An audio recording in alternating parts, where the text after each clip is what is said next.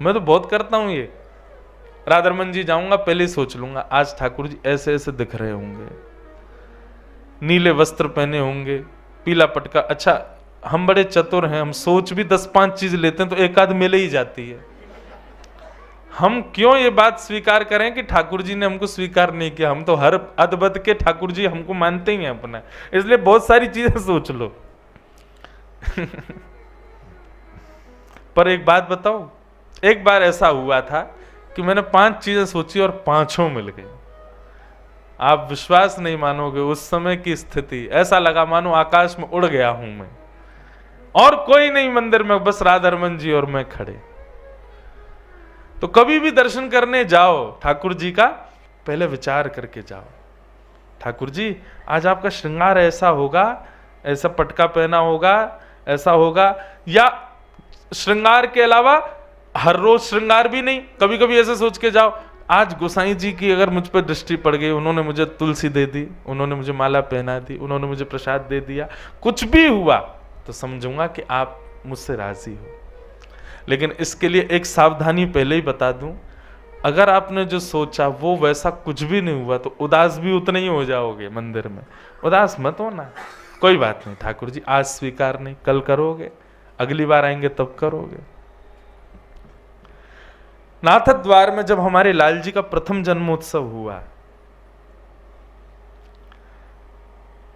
हम श्रीनाथ जी दर्शन करने ही पहली बार 2019 में गए थे। अभी क्या चल रही है 2023। पहली बार श्री जी बाबा का दर्शन मैंने अपने जीवन में 2019 में किया। और प्रथम दर्शन करने के लिए जब गया तो लाल जी के सामने जब मैं खड़ा हुआ तो वहां बाहर वैष्णव थे, वो सब मुझे को बोले ये बोई वाले भैया हैं जिन्होंने गोवर्धनवास सांवरे गाया है। मुझे नहीं पता था ये पद वैष्णवों को इतना प्रिय है, मैं तो बस नाना जी की आज्ञा थी तो मैंने गा दिया। लेकिन नाना जी एक बात बोल के गए, बोले कृष्णदास जी ने जब ये पद गाया, चतुर्भुज दास जी ने, तो ठाकुर जी ने उनको आज्ञा की कि इस पद का नित्य गान करने वाले को मैं निश्चित प्राप्त हो जाऊंगा। अब वो बात नाना जी की हमने सुन ली थी, लेकिन उसका कोई ऐसा भाव नहीं था। पहली बार नाथ द्वार दर्शन करने गए, उसके पीछे भी कारण ये था, हमारी सबसे छोटी बहन का ब्याह हुआ पुष्टि मार्गीय परिवार में, और वहां नियम है कि विवाह होते ही दंपति नाथ द्वार प्रणाम करने जाते हैं। तो वे प्रणाम करने जा रही थी, उनका मुझ पर फोन आया, बोले तुम कहाँ हो? मैंने कहा मैं अहमदाबाद हूँ। बोले वहां से आ जाओ, 4 घंटे लगेंगे। मैंने कहा ठीक है, हम कभी गए भी नहीं, नाथ द्वार चलते हैं। प्रथम नाथ द्वारा दर्शन करने गया और सब बाहर से कह रहे थे, बोले भीतर वो पद जरूर सुनाना भैया गोवर्धनवास सांवरे। मैंने कि सुना दूंगा। जैसे ही मैं ठाकुर जी के श्री जी बाबा के सामने गया, मुझे लगा ही नहीं कोई प्रतिमा है, ऐसा लगा कोई ग्वारिया बालक खड़ा है सामने। और उस समय पद की 2 पंक्तियां गाई ठाकुर जी के आगे, और पंक्ति गाने के पश्चात बस मन में ये भाव आया, लाल जी आप ब्रज से दूर क्यों आ गए? वृंदावन से नाथ द्वार पहुंचने में 10 घंटे लगते हैं, इतने दूर बैठे। मैंने कहा अरे ब्रजवासी से ऐसो कहा बैर इतनी दूर आके बैठ गए हो? लाल जी हम ब्रजवासी खूब सेवा करेंगे, चलो वापिस हमारे संग। ये भाव अपने आप मन में प्रथम दर्शन में आया, और उसी का परिणाम बाहर आए। एक वैष्णव ने कहा महाराज जी आपका एक तोहफा हमारे पास है। मैंने लाओ दो, और वो हमको गिरधर लाल जी दे गए। बोले लो ये अब आपके संग सदा विराजेंगे। मैंने कि मुझ पर श्रृंगार का सौ भी नहीं आता। बोले ये सब करा लेंगे, आप ले जाओ बस, आज तक विराज रहे हैं। मैंने तो कृपा का प्रत्यक्ष अनुभव किया कि उस पद का ही परिणाम गोवर्धनवासी सांवरे पद का, कि ठाकुर जी पधार गए। मुझसे कई लोग कहते हैं महाराज जी हमें आपके जैसे ठाकुर जी चाहिए। मैंने कि बेटा ये तो आवत प्रेम के मोल रे। मैंने कि बेटा पहले प्रेम करो। मैंने कि यूं मत पूछा करो कितने के लाए, कहां से लाए। तुम प्रेम करने लगो ये खुद आ जाएंगे तुम्हारे पास। और मैंने कहा ये जो पद है ना गोवर्धनवासी सांवरे, इसका नित्य गान करो। बस भोग लगाते समय, शयन कराते समय, श्रृंगार करते समय मत गाओ, क्योंकि इससे ठाकुर जी को विरह होता है, ठाकुर जी को याद आती ब्रजवासियों की। तो श्रृंगार हो जाए, भोग लग जाए, उसके बाद ठाकुर जी खाली बैठे तब ये पद सुनाओ। ठाकुर जी शयन कर रहे हैं और आपने पद गा दिया, रात भर बेचारे रोमेंगे, सुर सुर करेंगे नाक से ब्रजवासिन की याद में। इसलिए ये पद तब सुनाना जब ठाकुर जी अवकाश में बैठे हो, खाली हो, कोई लीला नहीं कर रहे हो। लेकिन ये पद बंधुओं रोज सुनाओ अपने ठाकुर जी को।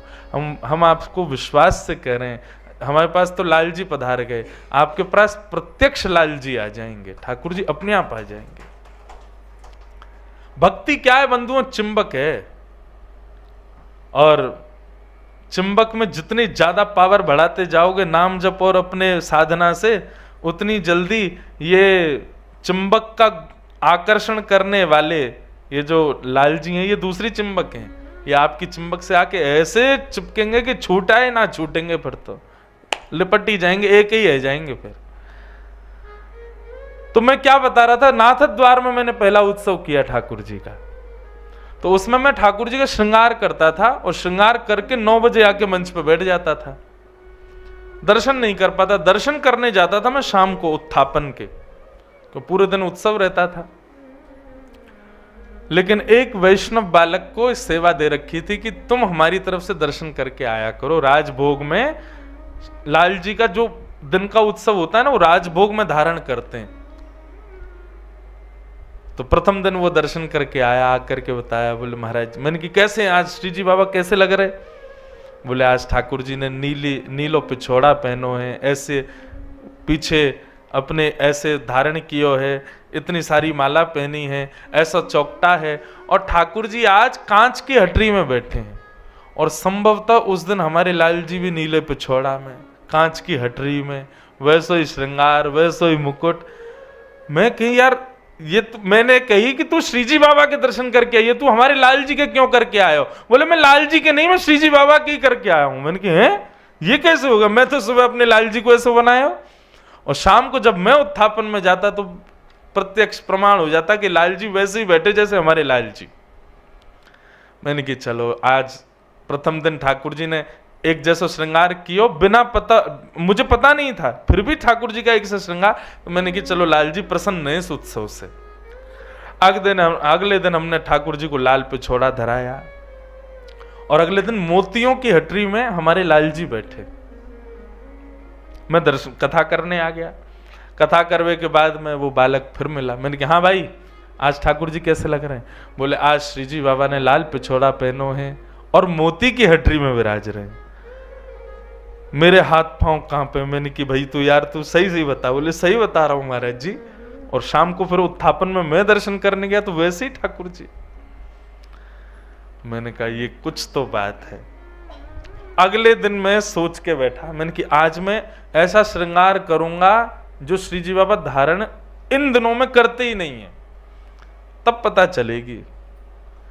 और हमने अपने ठाकुर जी को सेहरा बांध दिया, दुल्हा बना दिया अपने लाल जी। मैंने कि अब ये जनवरी के समय अब काय को सेहरा पहनेंगे ठाकुर जी। और उस दिन ठाकुर जी नीली हटरी में विराजमान हुए। अब मेरे कथा में कम मन लगे, मुझे यूं लगे कब कथा पूरी हो मैं उससे पूछूं कि आज ठाकुर जी कैसे दिख रहे हैं।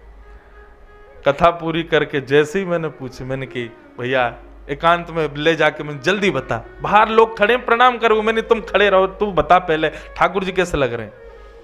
बोले आज श्री जी बाबा ने सेहरा पहना है। जैसे ही उसने ये बात कही, मैं सत्य बताऊं नेत्रों से अविरल अश्रुधार, नीली हटरी में ठाकुर जी विराज रहे। अभी भी सोच रहा हूं, मेरे रोंगटे खड़े हो रहे हैं, नेत्र सजल हो रहे हैं। कैसे कृपालु नाथ।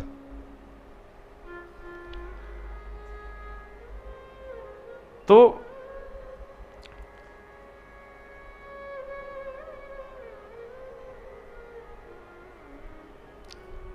ये रीति थी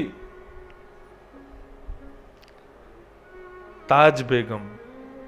उसको अंदर प्रवेश नहीं था मंदिर में, तो बाहर से अपने हृदय का चित्र बनाती थी और पूछती थी दर्शनार्थियों से, ऐसे ठाकुर जी दिख रहे हों तो मैं मानूं कि ठाकुर जी मेरे चित्त में। और जब दर्शनार्थी आके बताता, बोले ऐसे ही दिख रहे हैं ठाकुर जी, नाचने लगती ताज बेगम। बंधुओं,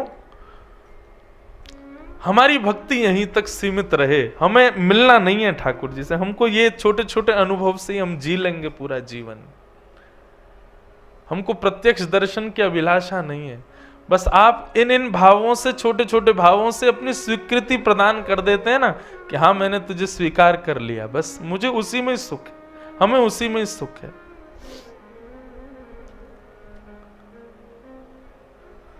तो झाड़ू लगाने वाला एक वैष्णव गोवर्धन में झाड़ू लगाता, दर्शन नहीं कर पाता था। दर्शनार्थी ऊपर से आते, उनसे पूछता था आज पगड़ी कैसी, आज माला कैसी, आज श्रृंगार कैसा। और जैसा वो बताते, नीचे रज में ठाकुर जी का वैसा मुखमंडल बनाता, वैसी पाग बनाता और वैसा ही माला आदि धरा के, और फिर रज में बनाई गई अपनी कलाकृति को श्री जी बाबा समझ के प्रणाम करता। बोले जय हो, आज ऐसे दिख रहे हो। एक दिन ठाकुर जी के हृदय में उससे मिलन की कामना उत्पन्न हुई, और जैसे ही उससे मिलन की कामना उत्पन्न हुई तो राजभोग के बाद जब सब दर्शन करके चले गए, पूरा गोवर्धन खाली हो गया, सब लोग जाकर शयन चले गए। 1-2 बजे सब सो जाते हैं दोपहर में। उस समय भी वो झाड़ू लगाने वाला वहीं बैठा, रज में जैसी उसने आकृति बनाई थी ठाकुर जी की, उसी का दर्शन कर रहा था, चिंतन कर रहा था। आज ऐसा पिछौड़ा होगा, ऐसी पाग होगी, ऐसे कुंडल होंगे, ऐसी माला होंगी, और बस इसी प्रकार से चिंतन कर रहा था। तभी नेत्र खोल करके उसने ऊपर गिरिराज पर्वत पर जब मंदिर के पास देखा तो ठाकुर जी की मोतियों की माला चमक रही है, पिछोड़ा चमक रहा है, सिर का मुकुट चमक रहा है, और ठाकुर जी जैसे वो एक पांव से उछल के बालक खेल खेलते हैं ना, खाने खाने बना के एक पांव से कूदते हैं, क्या बोलते हैं आपके यहाँ? हमारे यहाँ उसको ती बोलते हैं। हाँ, सब जगह अलग अलग है। वो ऐसे डालो, फिर एक पांव से पकड़ो। कब से तो खेला ही नहीं, बचपन में खूब खेलते थे।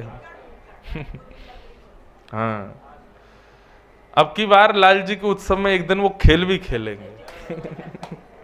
हम लाल जी के उत्सव में सब करवाएंगे, लाल जी खूब प्रसन्न रहे। तो ऐसे श्रीनाथ जी अपनी एक टांग पे उछल रहे थे गिरिराज पर्वत पे, एक पांव पे उछल रहे, एक पांव ऊपर कर रखा, और पांव पकड़ के यूं करे, अरे कोई अयो भैया मेरे कांटों लग गए हो, मुझको बहुत पीड़ा है रही है, नहीं जल्दी आओ। अब वो नीचे बैठा वो बालक, वो देखे ये कौन है, अरे ये तो मुकुट धारण किए हैं, ऐसी सुंदर बेनी गूथी भई है, इतनी सारी माला, पिछोड़ा, अरे ये तो ठाकुर जी जैसा श्रृंगार है, ये कौन है? दूर गिरिराज पर्वत पे ठाकुर जी कूद रहे हैं। ठाकुर जी ने उसको देखा, उसको सारे क्यों, बैठो बैठो, देख कारो, जल्दी ऊपर आ, देख मेरे कांटों लग गो या को निकार।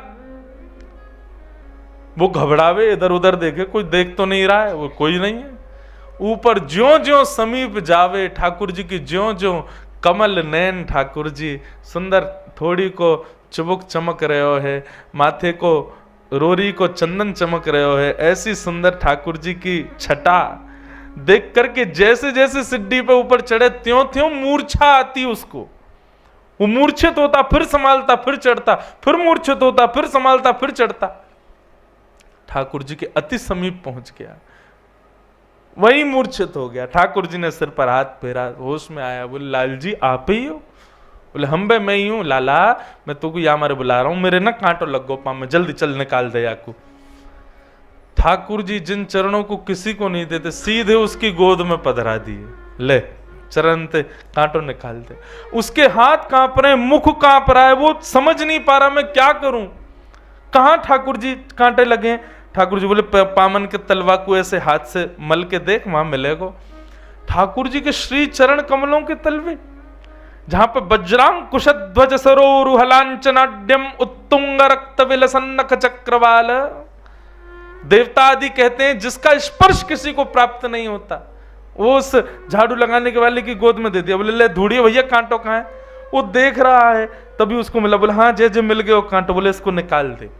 कोमल ठाकुर जी के चरण, बिल्कुल कमल जैसे चरण, निकाले, उंगली से निकाले नहीं, और भीतर चलो। अरे दारी के तने तो और भीतर घुसाए दियो।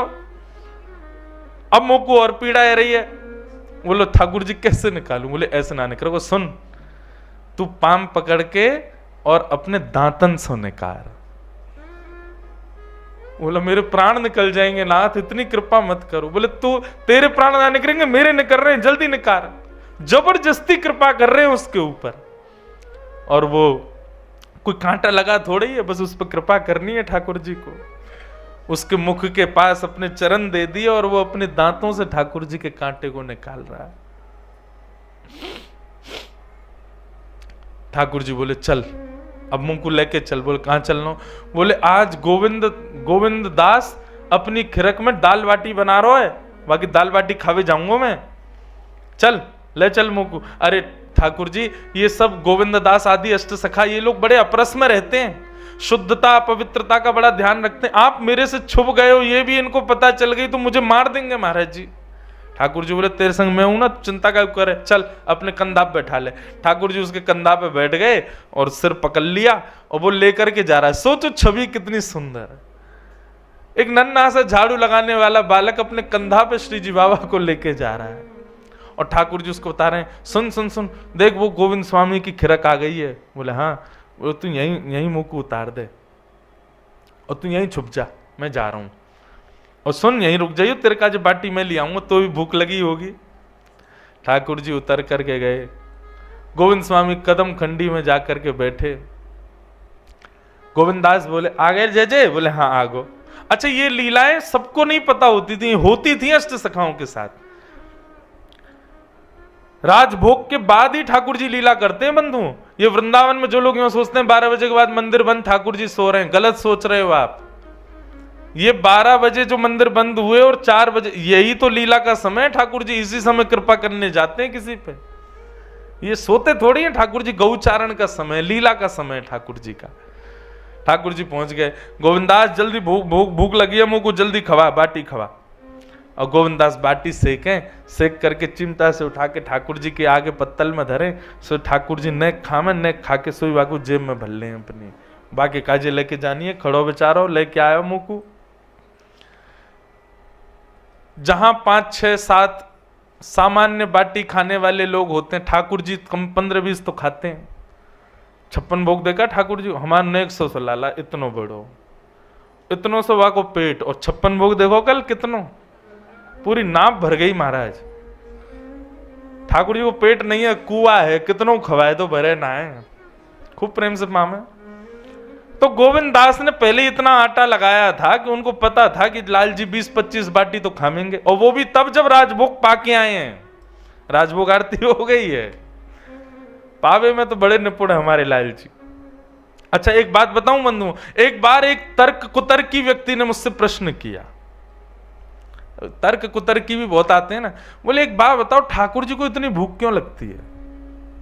8 बार भोग लगाते हैं सुबह से शाम तक, इतने भूख क्यों लगती है ठाकुर जी को? उसका एक ही उत्तर है, पूरा विश्व भगवान के उदर में है। जब ठाकुर जी का भोग लगता है ना, तब सबका पेट भरता है। ये हम आप सब लोग रोज भोजन कर रहे हैं, इसका परिणाम यह कि ठाकुर जी का भोग लग रहा है। और यदि कोई व्यक्ति भूखा सो रहा है, भूखा रह रहा है, तो निश्चित कोई ना कोई व्यक्ति प्रसाद का अपमान कर रहा है, उसी अपमान की वजह से कोई भूखा है।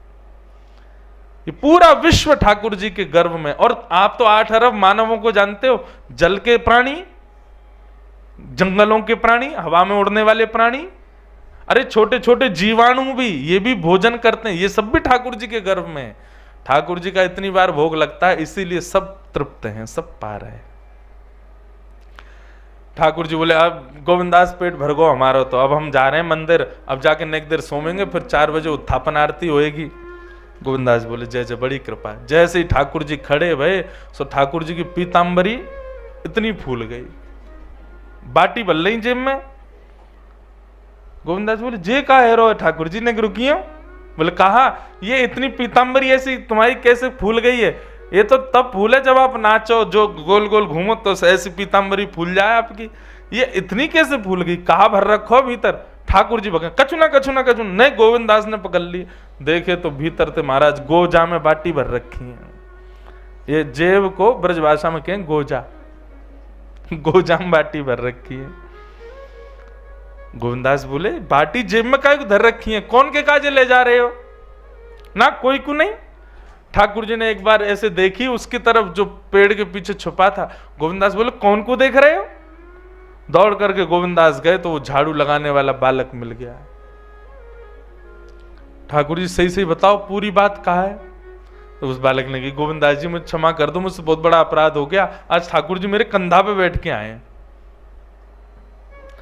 गोविंदास बोले राम राम राम, महा गोसाई जी ने मंदिर में इतने नियम बना रखे हैं, हाथ धो के आए करो, पामन को धो के आओ, आधो स्नान करके आओ, शुद्धता को ध्यान रखो। बेचारो वो तानसेन एक बार पद गावे आयो तो गोसाई जी ने भगाई दिए। बोले काय को, बोले पहले तांबुल थूक के आ, शुद्ध मुंह से सेवा कर ठाकुर जी की। इतनी सेवा शिष्टाचार को विचार करें और यहाँ ठाकुर ने सबरी सेवा तोड़ रखी है। झाड़ू लगावे वाले इनके कंधा पे बैठ बैठ के डोल रहा है। ये सबरे नियम हमारे काज है, नहावे धोवे के, तुम्हारे काज कछु ना है।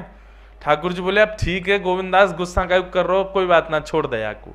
बोले याको कोई अपराध थोड़ी है, बेचारो ये तो ऊपर ही ना जावे कभी गिरिराज पर्वत पे, तुमने ही बुलाए होगो जरूर। बोला हाँ इनने ही बुलाए हो। ठाकुर जी बोले बजमारे तू और बता दे सबरी बातन ने, अरे तो पे कृपा करिए, तू और मेरी शिकायत कर रहा है। गोविंदास बोले ऐसे काम नहीं चलोगे। ठाकुर जी बोले बता कहा करूं। गोविंद कुंड में स्नान करो, स्नान करके ऊपर जाओगे। ये बड़े 3-3 बार नवा नवा के हमको बड़ी अपरसता को बात बता, मैं ठाकुर जी के सामने शुद्धता से जाओ, पवित्र, अब खुद अपवित्र हो नहा के जाओ।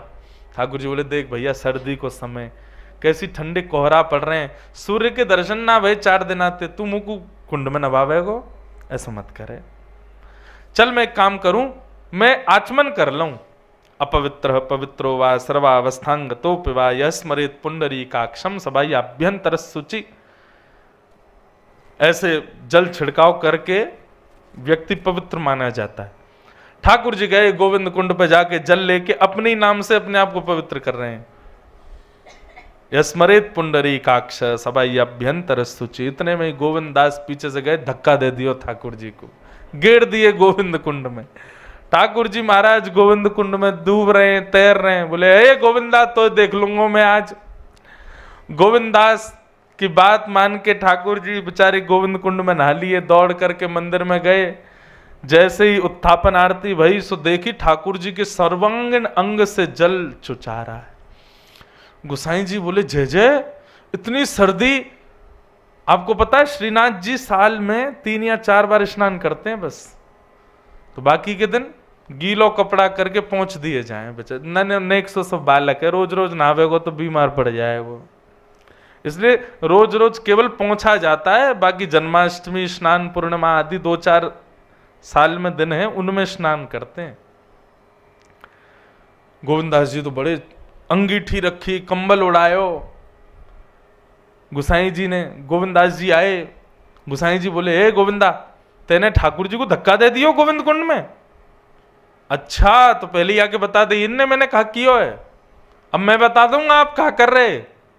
ठाकुर जी सारो कहने नहीं नहीं नहीं तू मत बता बे, मेरी शिकायत मत करे भैया गोविंदा, तू मेरो प्रिय ना है, मेरी शिकायत मत करे। गोविंदास जी बता दी। बोले गोसाई जी ये झाड़ू लगावे वालो बालक है, वह कंधा पे बैठ के घूम रहे, इनने शुद्धता पवित्रता का विचार नहीं किया, इसलिए मैंने गोविंद कुंड में धक्का दिया। तब गोसाई जी लाल जी की इस लीला को सुन करके बड़े प्रसन्न हो गए। बोले जय हो जय जय, आप बड़े कृपालु हो, कौन कौन पे कैसी कैसी कृपा करवे जामे, आपके या भाव को हम बार बार प्रणाम करें। ऐसे भैया ठाकुर जी की मधुर लीला 1:45 हो गए हैं। कितने बजे की बस है सबकी? 3-4 बजे की है, सब निकलने हैं। हाँ तो अब हम लोग भी भाव से ठाकुर जी को प्रणाम कर लें। बंधुओं बहुत आनंद आया। काशी में 3 दिवस तक ये भगवत चर्चा, हरि चर्चा करने का बहुत बड़ा सुख मिला। हमारी ये सब सखियां हैं श्री किशोरी जी की, जिन्होंने मिलकर के ये सब सुंदर भाव रखा। खूब इनका मन था खूब दिन तक हो, खूब हो अच्छे से, पर जितना समय मिल पाया। आज हमको रात्रि विदेश प्रस्थान करना था, पर कल ही कार्यक्रम स्थगित किया। बहुत दिन हो गए वृंदावन से गए हुए, अब हम वृंदावन सब कुछ सुनाते हैं, अब कुछ दिन जाके वृंदावन में आराम करेंगे, राधा वल्लभ जी, राधा रमन जी, बिहारी जी के दर्शन करेंगे, तटिया स्थान की रज में लौटेंगे, संत जनों के पास जा जा करके मधुर वाणी सुनाएंगे।